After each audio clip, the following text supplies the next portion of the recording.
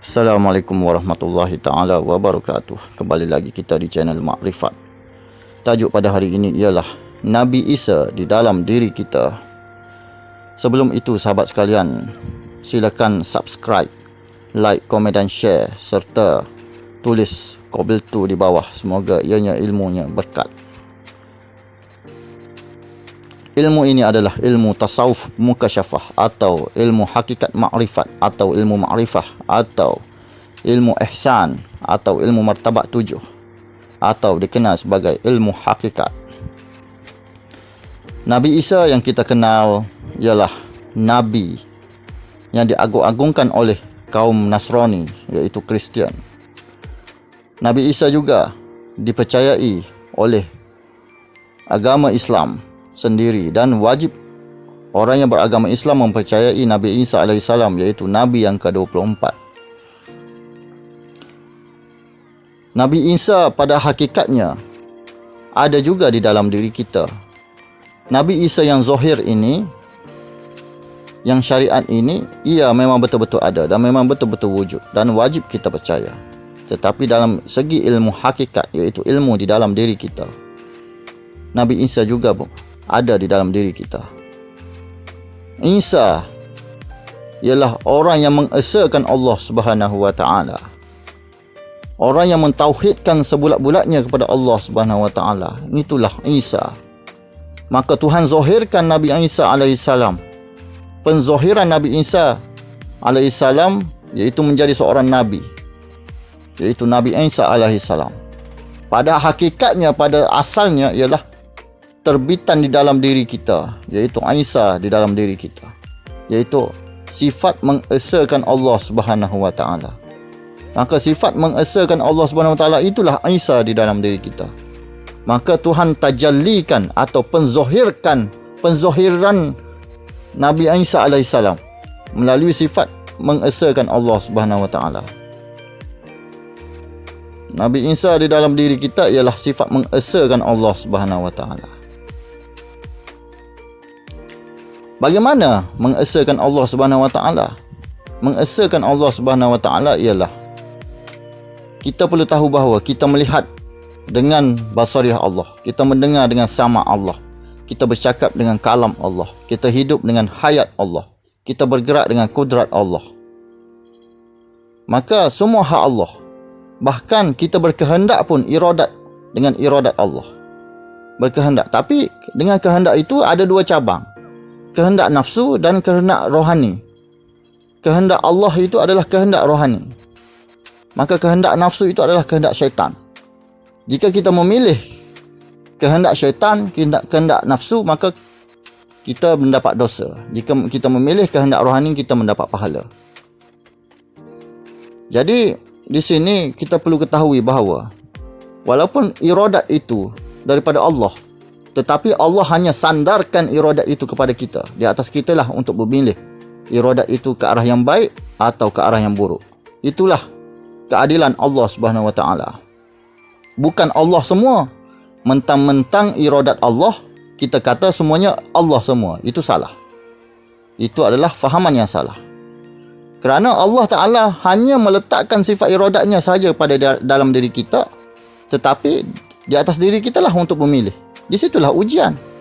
Itulah keadilan Allah Subhanahu wa taala. Sebab itulah Allah membuat neraka dan Allah membuat syurga. Kalau kehendak Allah Subhanahu wa taala, baik Allah Taala letak dalam syurga semua ataupun dalam neraka semua. Tapi Allah Taala cipta syurga dan Allah Taala cipta neraka. Untuk apa? Untuk menguji manusia. Allah cipta nafsu. Kehendak itu adalah kehendak Allah, tetapi Allah cipta nafsu. Nafsu itu adalah penzahiran kehendak Allah. Maka di situlah kita perlu memilih sebagai ujian kita melalui Allah Subhanahu wa taala. Maka Nabi Isa adalah mengesahkan diri kepada Allah. Adakah kita melihat pada hari ini? Merasakan diri kita yang melihat? Atau kita bercakap, kita merasakan diri kita yang bercakap? Atau kita bergerak, kita merasakan diri kita yang bergerak? Atau kita hidup, tarik nafas, keluar nafas, kita rasa diri kita yang hidup? Atau kita berkehendak, kita rasa Allah semata-mata atau diri kita semata-mata? Ini faham. kehendak inilah yang menentukan syariat dan hakikat iradat ini. Jika kehendak ini salah, maka salahlah semua. Kena faham dalam mengesakan Allah Subhanahu Wa Taala. Begitu juga dalam perbuatan seharian kita, baik dari segi tawassul, dalam mengesakan Allah Subhanahu Wa Taala, dari segi kita bertawassul. Jika salah konteks tawassul, maka kita boleh bawa kepada syirik. Tawassul boleh, bahkan dibolehkan, bahkan digalakkan. Kita mengambil berkatnya para wali, para nabi sahaja. Bukan kita meminta kepada para wali dan para nabi. Bukan kita meminta karamah kepada para wali tersebut. Kalau kita meminta kepada para wali tersebut, maka kita telah syirik.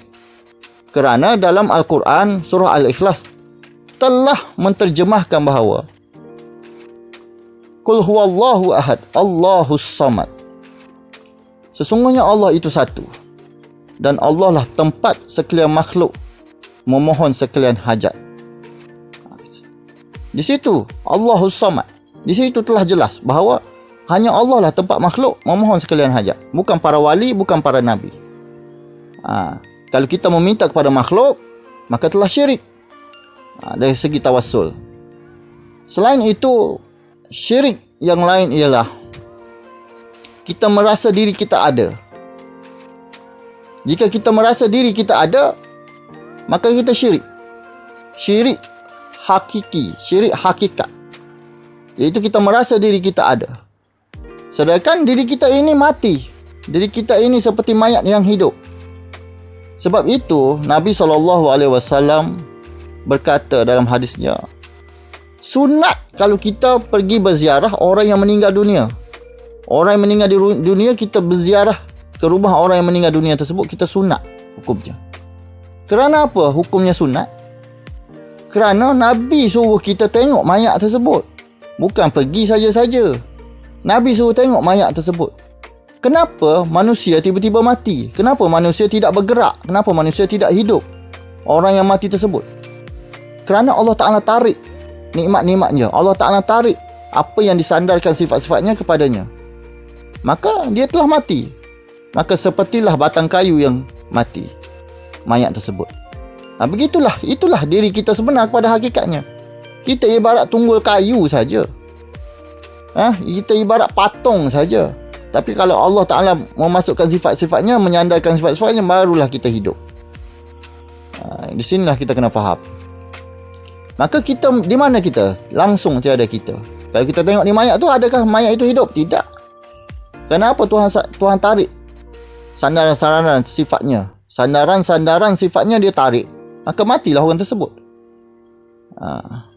Maka mengesakan Allah Subhanahu Wa Taala, jangan ada rasa af'al kita. Semua rasa af'al Allah. Af'alullah. Begitu juga mengesakan Allah dari segi alam ini. Apa yang kita lihat pada hari ini ialah semuanya daripada Allah. Contoh, kereta hidup. Memanglah kereta hidup. Kereta hidup kerana manusia yang cipta kereta tersebut, cipta enjin tersebut, sehingga kereta itu boleh bergerak. Ataupun mobil itu boleh bergerak. Tetapi siapa yang memberi ilham kepada manusia untuk mencipta enjin tersebut? Kalau bukan Allah. Allah yang memberi ilham kepada manusia sehingga manusia boleh mencipta enjin tersebut. Bagi orang-orang yang tidak sampai pemahaman di sini dia kata hanya saintis yang menghidupkan kereta tersebut. Bukan saintis, tetapi Allah. Kita faham. Saintis itu menggunakan otak siapa? Menggunakan akal siapa? Menggunakan ilham daripada siapa? Semuanya ilham daripada Allah. Sifat ilmu Allah diberikan kepada saintis tersebut sehingga saintis tersebut boleh mencipta kereta. Maka kereta itu hidup. Siapa yang menciptakan minyak untuk menghidupkan kereta tersebut? Kalau bukan Allah Subhanahu Wa Taala yang menciptakan minyak. Kita hanya ambil saja dan letak dalam enjin saja. Tapi fungsi minyak tersebut, siapa yang memberi kelebihan kepada minyak tersebut menjadi bahan bakar sehingga menghidupkan segala enjin, sehingga menggerakkan segala kereta. Bahkan kereta tersebut pun berbunyi hu. Kereta pun menyebut nama Allah hu. Begitu juga kapal terbang, baik semua kenderaan-kenderaan semua daripada Allah Subhanahu Wa Taala. Baik kereta kuda sekalipun, baik mobil kuda sekalipun, ya, daripada Allah Subhanahu Wa Taala. Kuda hidup kerana Allah Subhanahu Wa Taala. Siapa yang cipta kuda untuk kenderaan? Allah Subhanahu Wa Taala mencipta kuda dan unta untuk kenderaan manusia pada zaman dahulu. Kerana manusia pada zaman dahulu tidak pandai mencipta enjin, maka Tuhan bagi kemudahan, dia cipta kuda, dia cipta unta untuk kenderaannya. Dan dia cipta juga keledai untuk kenderaan manusia. Bila hari ini manusia menaiki menggunakan enjin, naik kereta, naik motor, naik kapal terbang, naik pesawat. Semua itu daripada Allah Subhanahu Wa Taala yang memberi ilham kepada para saintis itu dengan ilmu Allah. Tuhan sandarkan ilmu Allah. Kalau kita dapat mentauhidkan di situ, maka itulah Isa di dalam diri kita. Itulah sifat mengesakan Allah. Mengesakan Allah itulah Isa yang sebenar. Maka Nabi Isa yang pada syariatnya yang kita percayai itu adalah penzahiran ataupun tajalli. Apa yang ada sifat mengesakan dalam diri kita itu penzahiran. Allah Ta'ala cipta manusia melalui penzahiran daripada sifat-sifat mengesakan Allah itu. Maka terjalilah Nabi Isa. Kerana manusia tidak faham mengesakan Allah itu, maka kau lihatlah Nabi Isa tersebut.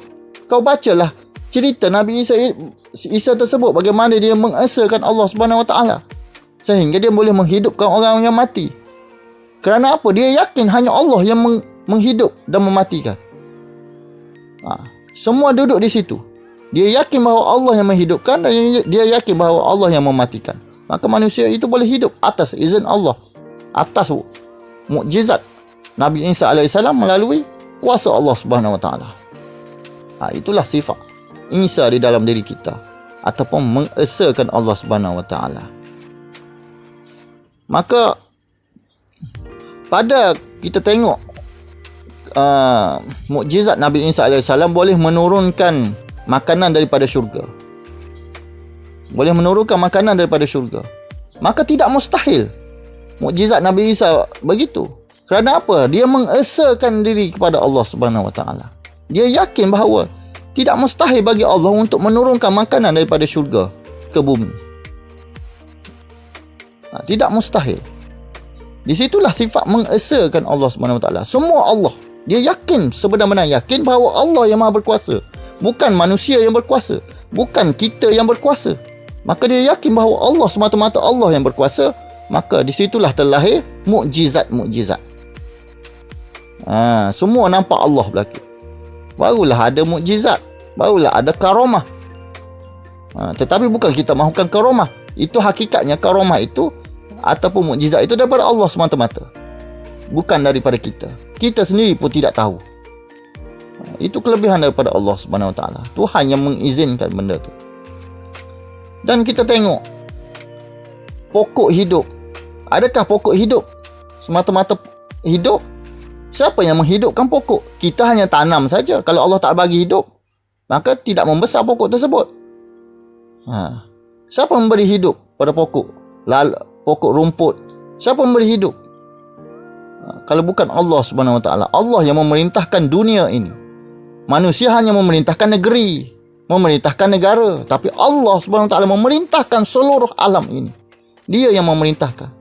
Kita tengok haiwan-haiwan. Siapa yang menghidupkan haiwan? Yang mengajar haiwan mencari makan. Padahal haiwan itu tidak ada akal. Tetapi siapa yang mengajarkan haiwan mencipta sarang-sarang burung? Burung boleh mencipta sarang burung. Siapa yang memberi ilham sebegitu kalau bukan Allah Subhanahu Wa Taala? Kerana dia yang mentadbir seluruh alam ini. Kalau kita yakin Allahus Samad, Allah lah tempat sekalian makhluk bergantung harap. Sebab itu surah Al-Ikhlas besar. Surah Al-Ikhlas tu besar. 3 kali baca seperti satu khatam Quran. Kerana dia adalah ilmu mengesakan Allah, mentauhidkan Allah Subhanahu Wa Taala. Bukan para wali yang memberi karamah kepada kita. Kita tawassul tapi menganggap para wali memberi karamah. Syirik. Maka kita telah syirik di situ. Hanya Allah, kembali kepada Allah. Ingat itu. Kita hanya ambil berkat para wali, para rasul, para nabi saja. Tetapi yang memberinya hanya Allah semata-mata. Kita kena faham ni. Bukan tak boleh tawassul, boleh. Hukumnya harus, tetapi perlu faham konsep tawassul tersebut. Lagi mengesakan Allah lain, jangan ada rasa kita. Af'alullah, jangan ada rasa kita. Semuanya rasa Allah Subhanahu Wa Taala. Kita bergerak, kita semayang, kita solat, kita bercakap, apa tutur kata kita, apa perbuatan kita, kita rasa Allah yang menggerakkan semua. Kita seperti patung yang tidak bernyawa. Sebab itu kalau kita tengok, kita pergi tempat Hindu ke, ada patung Hindu, kenapa patung itu tidak bergerak?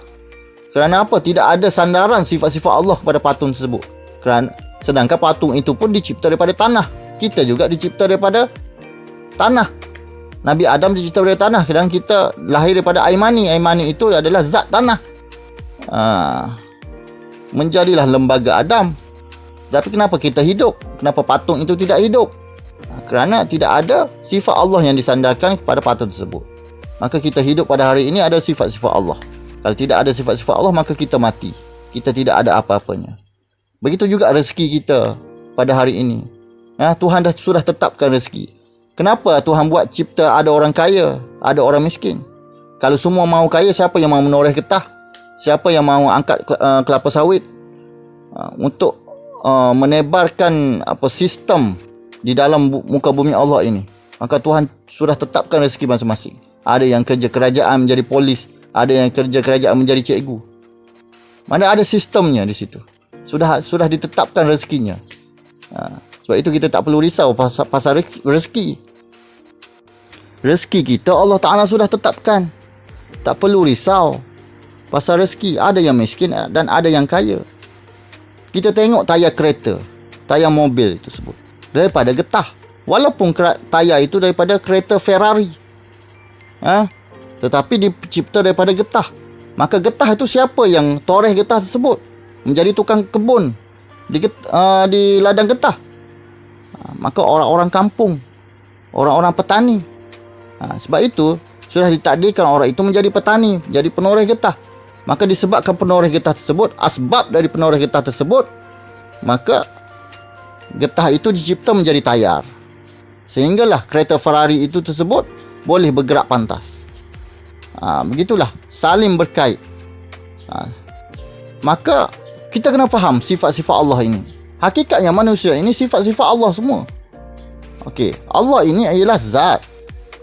Dia bukan bersifat macam kita, berkaki bertangan, tidak. Dia ini berjenis zat. Maka Tuhan sandarkan sifatnya kepada manusia tersebut. Maka manusia tersebut boleh bergerak, boleh berhidup, boleh bekerja. Hakikatnya Allah Ta'ala yang bekerja. Hakikatnya Allah Ta'ala yang menoreh tersebut. Kerana apa? Allah Ta'ala yang beri kudrat kepada manusia tersebut. Maka Allah Ta'ala letakkan sifatnya. Allah Ta'ala membuat penzahiran sifatnya kepada manusia tersebut. Hakikatnya Allah yang menoreh, Allah yang melakukan semua. Bukan Allah menoreh, tidak. Tetapi kudrat Allah itulah yang petani-petani itu gunakan untuk menoreh. Hakikatnya Allah semua. Sama juga malaikat. Adakah Allah Ta'ala tidak mencabut manusia, mencabut nyawa manusia? Kenapa Allah Ta'ala menyuruh malaikat mencabut manusia? Kerana malaikat itu adalah sifat-sifat Allah. Tuhan cipta sifat-sifatnya itu menjadi malaikat, sebentuk malaikat. Asalnya sifat Allah. Kerana Allah ini zat. Kita kena faham. Dia tidak berbentuk. Maka Allah ini zat, dicipta bentuk sifat-sifatnya itu menjadilah malaikat. Maka malaikat itu yang mencabut nyawa kita. Malaikat itu yang menjaga arasy. Malaikat itu yang menurunkan wahyu. Hakikatnya Allah semua. Allah Ta'ala semua yang melakukan tersebut. Kita nampak malaikat tetapi kita tak nampak Allah. Hakikatnya Allah yang melakukan tersebut. Kerana malaikat itu ialah kaki tangan Allah. Ibaratnya kaki tangan Allah. Bukan Allah itu bertangan, bukan Allah itu berkaki. Tetapi Allah Ta'ala itu mencipta sifat-sifatnya, penzahiran sifat-sifatnya. Maka terjadilah malaikat, maka terjadilah manusia untuk mentadbir alam ini. Faham tak faham? Itulah sifat mengesakan Allah. Nampak Allah semua. Bukan kita nampak kita. Kita nampak kita menoreh pada hari ini. Kita bekerja pada hari ini atas usaha kita. Siapa yang memberi kudrat kepada kamu? Siapa yang mentadbir alam ini? Kalau bukan Allah, Allah Ta'ala mencipta kudratnya kepada kamu, memberi kudratnya kepada kamu supaya kamu boleh bekerja, boleh mentadbir. Sebab itu dikatakan manusia itu menjadi khalifah di muka bumi, iaitu mentadbir alam ini. Wakil tadbir. Mana wakil tadbir ni asalnya daripada Allah. Allah Ta'ala jua. Tetapi Allah Ta'ala sandarkan sifatnya kepada kamu. Hakikatnya kamu itu ialah sifat. Allah itu zat. Allah itu tidak berbentuk. Sebab itu, hakikatnya Allah lah yang bekerja. Bukan kamu yang bekerja. Sebab kudrat kamu tu siapa yang guna? Allah. Allah Ta'ala yang memberi kudrat kepada kamu. Menyandarkan sifat kudratnya. Sebab itu dalam hadis Nabi, dalam berkata hadis Nabi, ada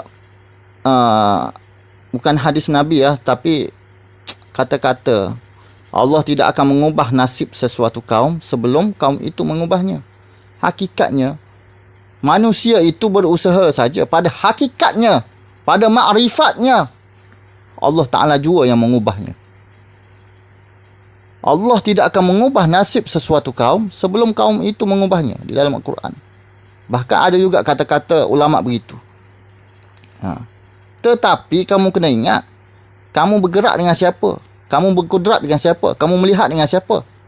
Kamu berkehendak dengan siapa? Kalau bukan dengan Allah, jadi mana kamu ya?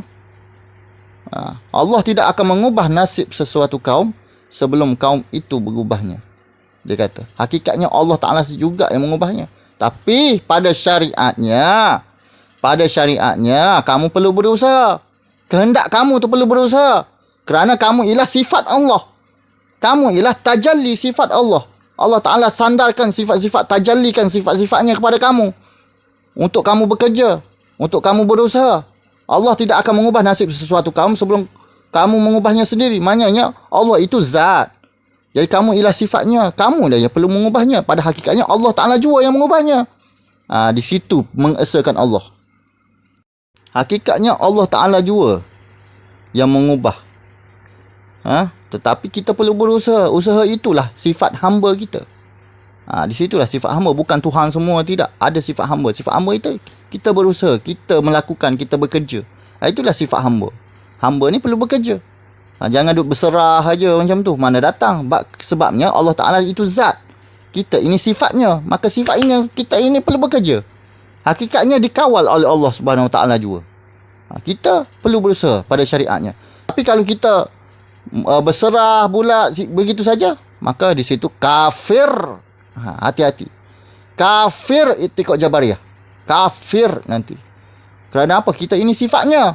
Memanglah Allah Ta'ala jua, tetapi kita ini sifatnya. Kita perlu, tak boleh berserah macam tu. Kita perlu berusaha.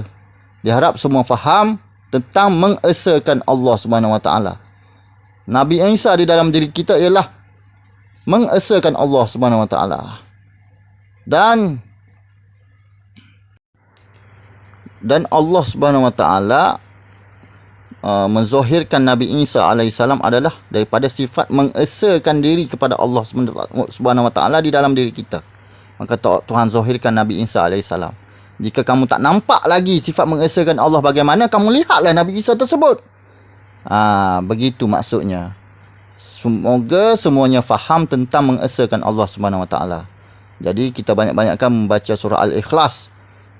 Berzikir dengan surah Al-Ikhlas untuk mengesakan Allah. Untuk melatih diri mengesakan Allah, supaya Allah Ta'ala sandarkan sifat mengesakan Allah Subhanahu Wa Ta'ala tersebut kepada diri kita. Semoga faham semua. Selamat beramal, selamat mengesakan Allah Subhanahu Wa Ta'ala, jauhi syirik. Wassalamualaikum warahmatullahi taala wabarakatuh. Allahu akbar.